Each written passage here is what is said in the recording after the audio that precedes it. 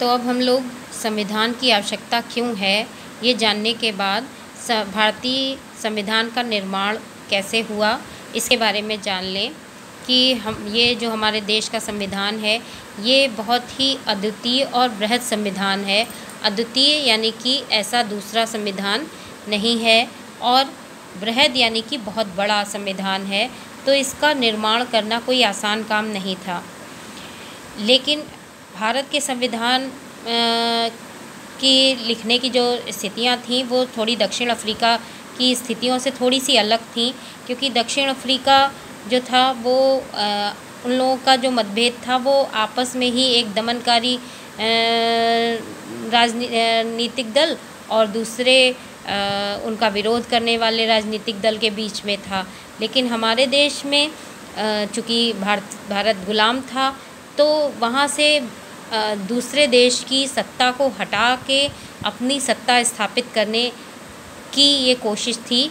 इसलिए हमारे वहाँ संविधान को लिखने की जो स्थितियाँ थीं वो अलग थीं।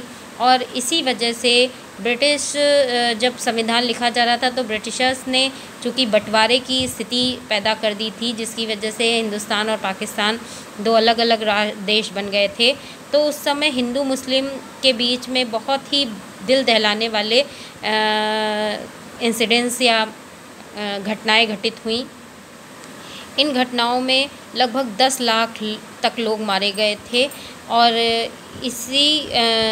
ये एक बड़ी समस्या और भी थी कि देश की जो अखंडता के लिए खतरा थी, अंग्रेज़ों ने देशी रियासतों के शासकों को ये स्वतंत्रता प्रदान कर दी थी कि वे भारत या पाकिस्तान जिसमें इच्छा हो अपनी रियासत का विलय कर लें या स्वतंत्र रहें। तो इसकी वजह से आपस में इतने मतभेद हो गए थे, इतनी प्रॉब्लम्स क्रिएट हो गई थी कि उनको संभालते हुए और एक जैसा सभी पर कानून बनाना थोड़ा कठिन काम था।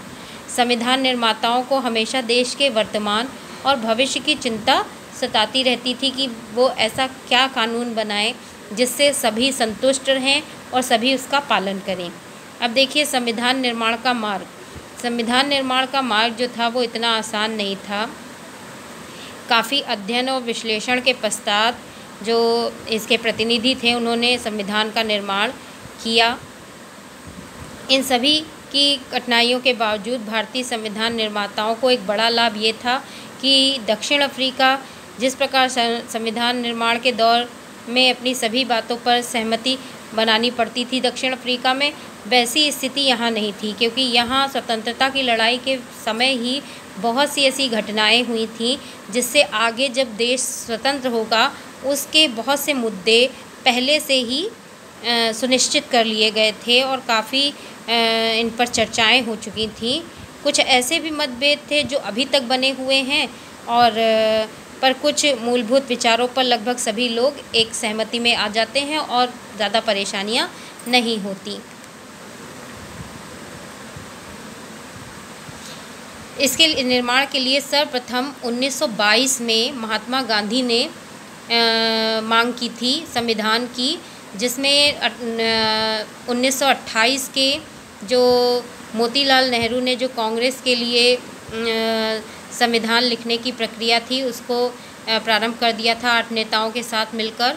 और 1931 में कराची में हुए भारतीय राष्ट्रीय कांग्रेस के अधिवेशन में एक प्रस्ताव से ये रूपरेखा रखी गई कि स्वतंत्र भारत का संविधान कैसा होना चाहिए। तो ये जो समय था ये स्वतंत्रता प्राप्ति के पहले का समय था, इसीलिए मैंने अभी तुम लोगों को बताया कि स्वतंत्रता प्राप्ति से पहले और संविधान के लागू होने या उसके बन के लिखित रूप में आने से पहले बहुत से मुद्दे थे जो पूरी तरह से सॉल्व हो चुके थे, जैसे कि संविधान में सार्वभौमिक मताधिकार, स्वतंत्रता और समानता का अधिकार और अल्पसंख्यकों के अधिकारों की रक्षा की बात का उल्लेख पहले ही किया जा चुका था और इस पर सभी नेताओं में सहमति भी थी।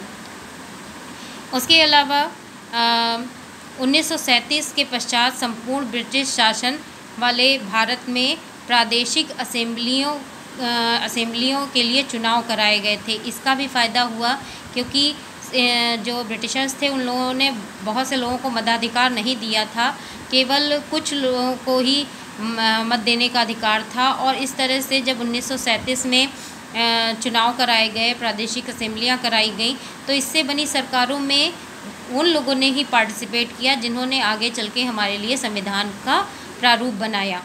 तो उनको ये अनुभव हो चुका था कि किस तरह से चुनाव होते हैं, किस तरह से विधानसभाएं वर्क करती हैं, किस तरह से ये संस्थाएं और व्यवस्थाएं अपनाई जाएं, उनको किस तरह से लागू किया जाए और उन पर भारतीय दृष्टिकोण किस तरह से लागू किया जाए, ये सब पहले से ही सुनिश्चित हो चुका था।